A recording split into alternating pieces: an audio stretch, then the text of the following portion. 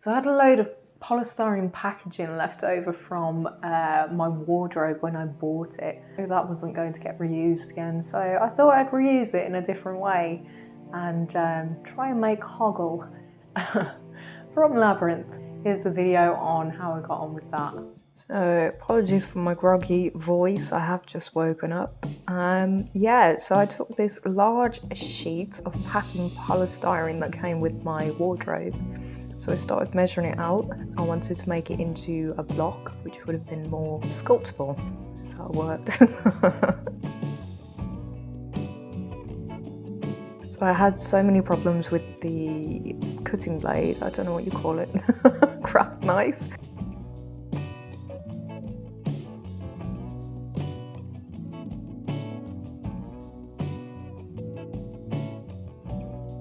Yeah, and that was kind of a glimpse at what I was going to be working with.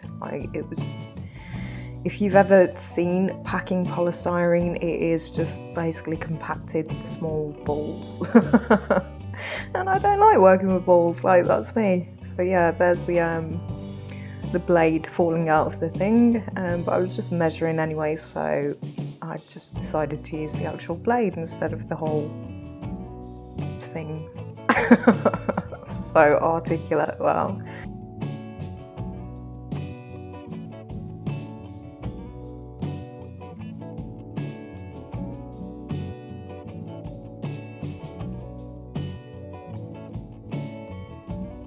So yeah, I am slightly ambidextrous, so I find it easier sometimes to cut with my left hand, even though I write with my right hand.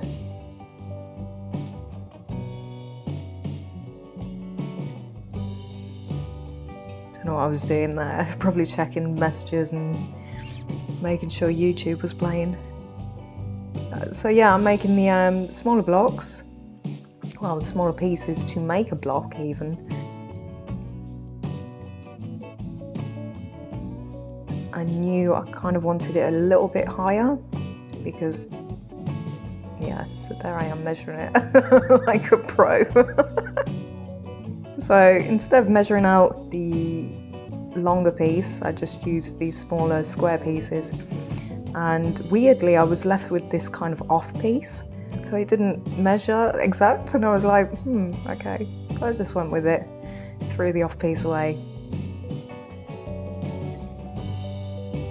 God, it's such a messy material. I really don't recommend like using this to sculpt with at all, but it was just kind of an experiment really.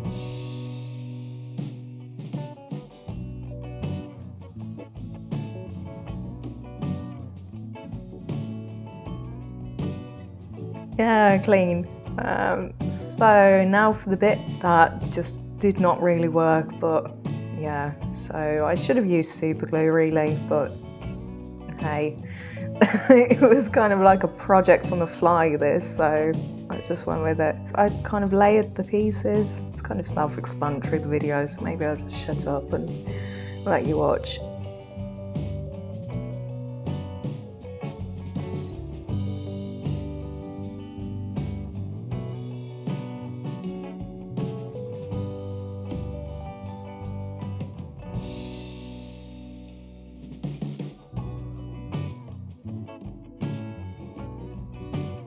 A lot of glue on the last layer.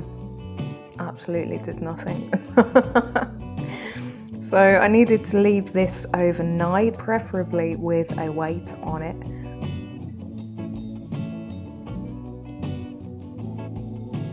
Oh yeah, I got my full can of paint and an extra weight on top, I think. Yeah, that's from an old mic stand. It's really heavy.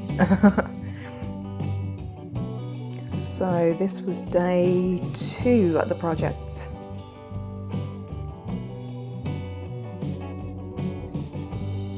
It held okay together, but I noticed like the glue was still kind of wet, so I probably should have left it a lot longer, but even then it's PVA glue, so it still didn't really hold for the job. So I was looking at some reference shots of Hoggle, and yeah, I couldn't find decent ones with his back, so the reference shot there is actually him peeing into a pond.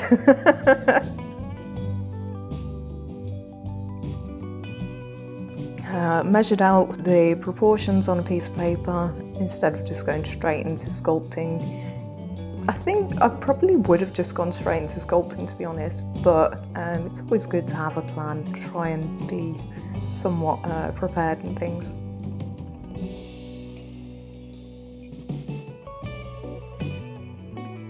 So this was the start of the sculpting, and yeah, this was the bit where I realised the crazy task I had ahead of me of sculpting this into a figure. Now I did sculpting, like hand carving it was wood carving actually, in college, so I haven't done any sculpting or carving for like over, how old am I? 13 years I think, so this was definitely a good little experiment, I guess. So messy though, it really is like the messiest material you could ever possibly work with, so I don't really know what I was thinking, but I hate like things going to waste. Yeah, and I mean it shows what you can do with what you've got, kind of thing.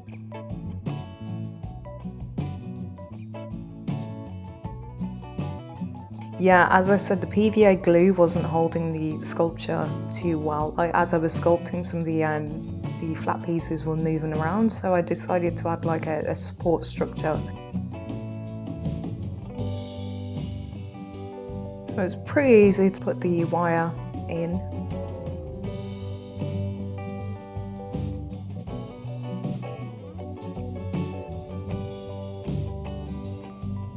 And there you go, solid as a rock.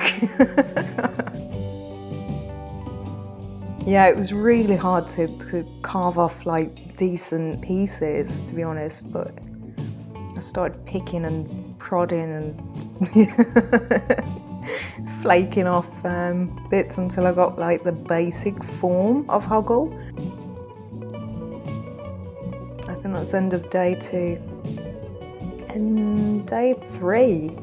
So yeah, it was just kind of refining more of the shape of him and hopefully trying to get some details. I realised very quickly that I wasn't going to be able to get like spot on like details with this. It's just a really awkward material to work with.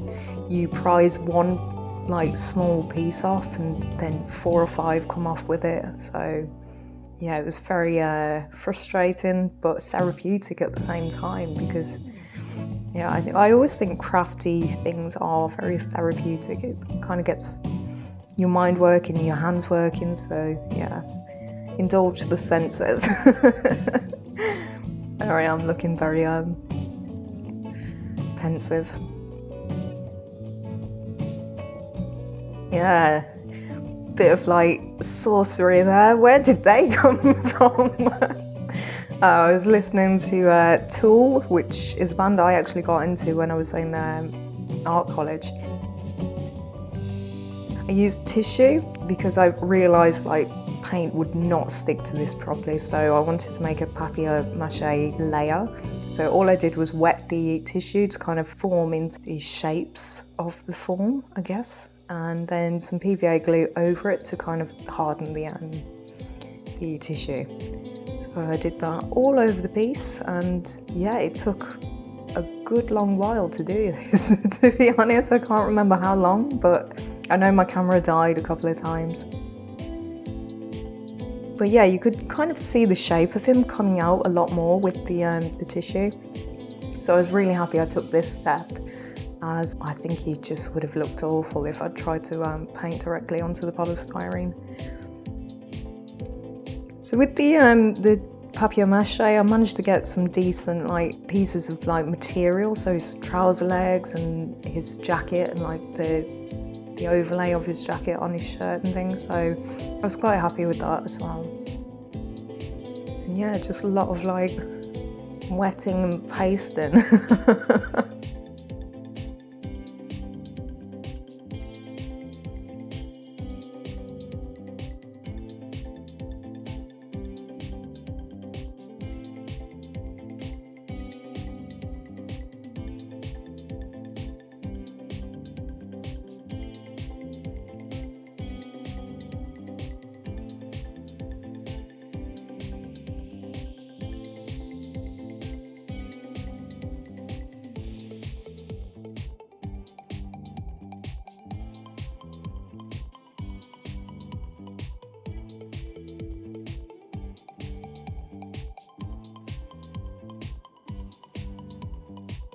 So there he is, looking very wet. So I left him for a couple of days, I think, to dry out. And I was listening to country music this day. So is this day 3? I don't know. And some satisfying mixing of paint there. For normal painting, so if you're painting a picture or a canvas or something, usually you go light to dark with the colours. But when you're sculpting, it's recommended that you go dark to light, as the darker colours do fall into like the crevices, and it just helps to bring a bit more depth to the sculpture. So yes, he's looking very vibrant here, but this was definitely just the base coat.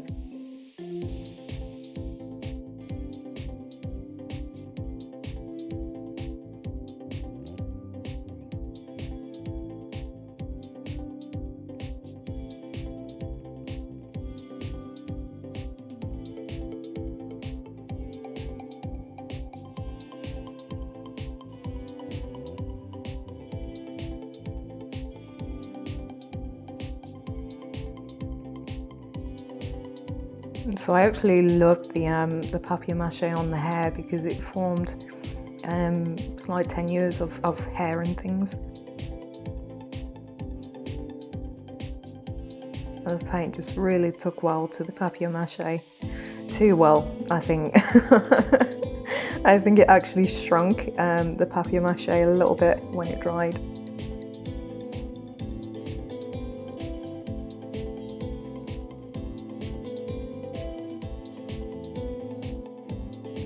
Yeah, there he is. This is day 4, I think. So looking very crinkly. I can't remember what I was listening to while doing this. I think it was Ludovico Inari. Yeah, I have a bit of an obsession with him at the minute. I think I just delved straight into the paint. So on the corner of the desk there, you can actually see I've got sweets and coffee, and I just did not touch them. I got really absorbed in painting. So yeah. So now I was doing the top layer, which was kind of like dry brushing, but a lot more coverage. So with dry brushing, you kind of use it to bring out shadows or bring out highlights of a sculpture and things. But this was very much like a second layer almost, without losing the base coat. I was very happy with like the muted tones of like the yellow and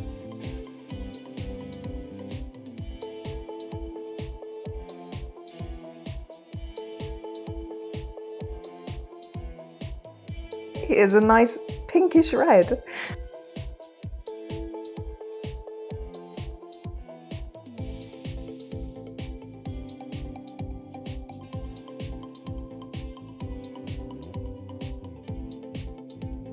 So yeah, I mean, towards the end, close up of his little crinkly face.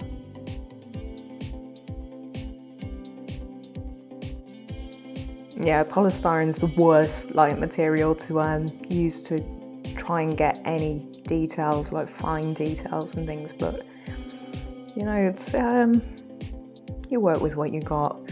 Carpenter's only as good as his tools.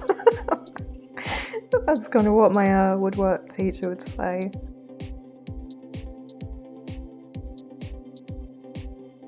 Yeah, he was looking a bit menacing there, but I think I did his the whites of his eyes a little bit too big. So if you look at Hoggle, he has very like rounded, beady eyes almost, and like this big face. So I think the proportions were definitely out on the eyes and things.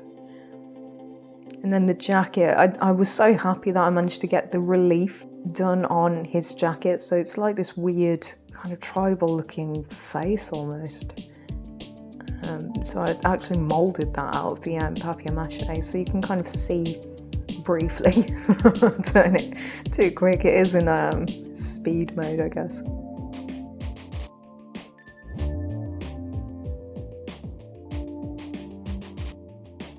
And yeah, so it was just kind of muting those base colours down without actually losing the shadow effect of them. And then, what did I do there? So that's a dark grey, kind of a muted grey-brown, which was just to kind of add the effect of shadows here and there to bring him more to life, I guess. Kind of faking the shadows, that's kind of what I'm trying to say. I totally need another coffee after this. So yeah, I was trying to kind of make his face look like Hoggle, but it was just, there was no chance. The proportions were way off on the face.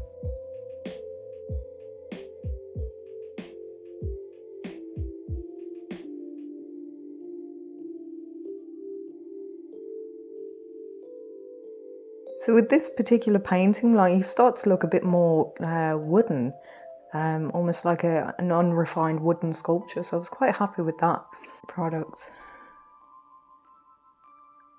Yeah, I didn't have a small enough brush to do any minute details, such as the pupils on his eyes, so I just used one of my ink pens. Very carefully dotting in his eyes on this kind of rugged texture.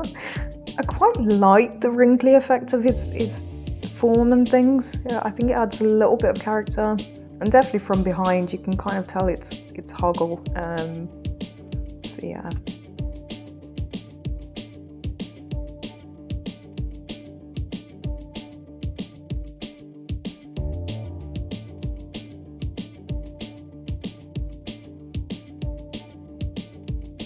So yeah, all said and done. Like, I turned that into that. Looking at him now, I'm quite happy with how he turned out. Again, it's not the best material. Like, if I really press hard enough, that's just gonna fall apart and things. So yeah, I'm happy with how he turned out. Little deranged looking Hoggle. It looks better from behind, so I don't know whether to just say it was a mock-up of the scene where he's just peeing in the lake. From the side profiles, like, he's not too bad. You can kind of tell who it is, and hopefully his jacket is a big giveaway, and I mean, he's pretty solid. Yeah, it just shows what you can make with a load of rubbish. I don't know, would I recommend sculpting with polystyrene? Probably not. If anyone's like adept with sculpting from this kind of polystyrene where it's like small compacted balls and things, yeah, give it a go, see what you can make, and yeah, have fun. This was the first bit of sculpting I've done since college, just kind of happy with that. And the fact that he doesn't look completely like Hoggle, I mean, I could pass him off as one of the red cap gnomes from my book, because that is kind of what I imagined them to look like, and definitely to scale as well. So I don't know, he's a mishmash. He's a mishmash. If you enjoyed that, if you want me to do more art projects, drop a comment. Subscribe, guys, girls, non-binds, anyone who is a bit of a sculpt head or has a sculpted head. I don't know how that works, but yeah, maybe ripped at the gym. That's it. Stay awesome, stay classy, be kind, and bye. Cheers, the sauce frame. Smooth. What am I talking about? This little dude, this random gnome, which, you know, was quite trying not to talk when you're moving props. Come on, Leah. Don't mishmash.